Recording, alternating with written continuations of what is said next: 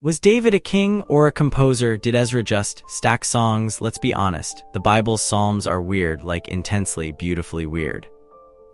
You've got guys wrestling God, guys weeping over lost sheep, guys demanding justice, all crammed into 150 poetic bursts. But nobody really understood why they were arranged the way they were until a bunch of medieval monks started arguing about it. And trust me, these weren't your average, dusty robe-wearing scholars. These guys were obsessed.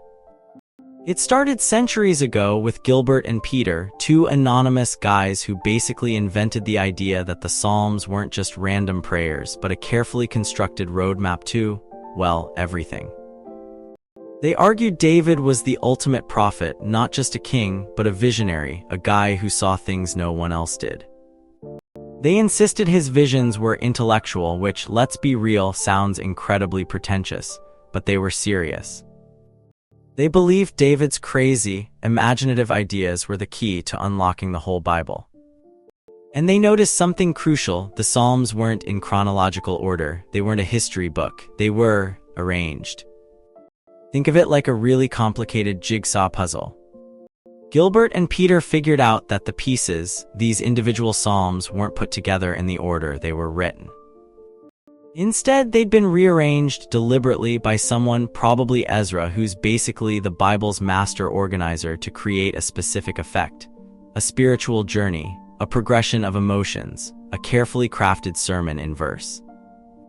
For a century, Peter Lombard's commentary on the Psalms basically shut everyone up.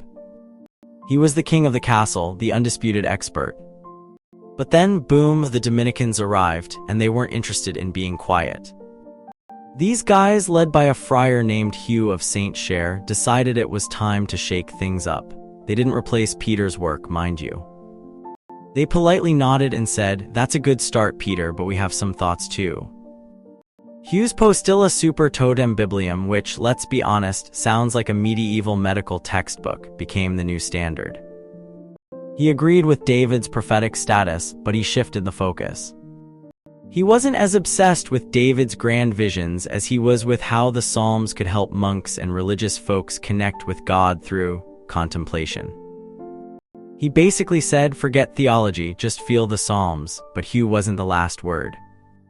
Enter Thomas Aquinas, a Dominican scholar who basically decided to go back to the very beginning and rebuild the whole system.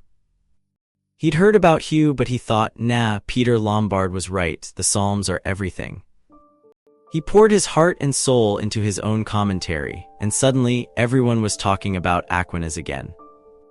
Aquinas wasn't just repeating Peter Lombard's ideas.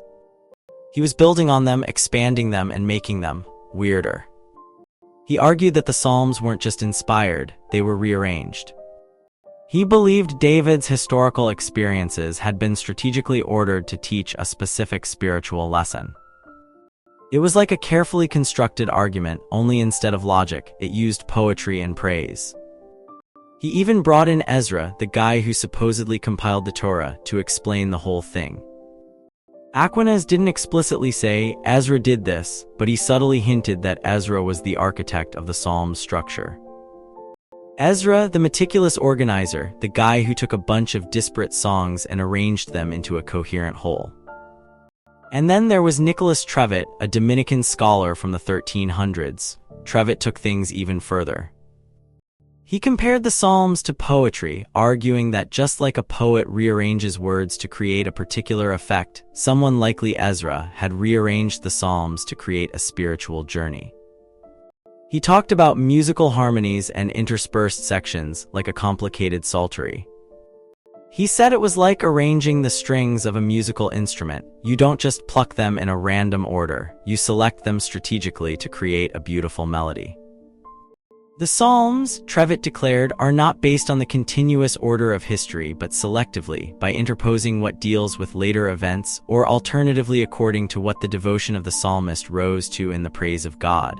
It's a mind-bending concept.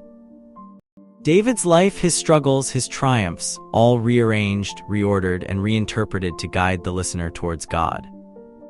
It's not a historical record, it's a carefully constructed sermon, a spiritual workout, a musical masterpiece.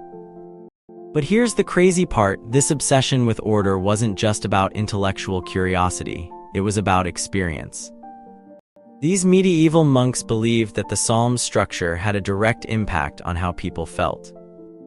The specific arrangement of the Psalms could evoke certain emotions, inspire certain actions, and ultimately lead people closer to God. Think about it. A sequence of psalms about repentance, followed by psalms about justice, culminating in psalms about praise. It's not just a collection of poems, it's a carefully designed process of spiritual transformation. So the next time you read a psalm, don't just focus on the words, think about the arrangement. Think about the deliberate choices that were made to create a specific effect. Think about the anonymous monks who spent centuries arguing about it. Was David a king or a composer? Did Ezra just stack songs? And maybe, just maybe, the answer is all three.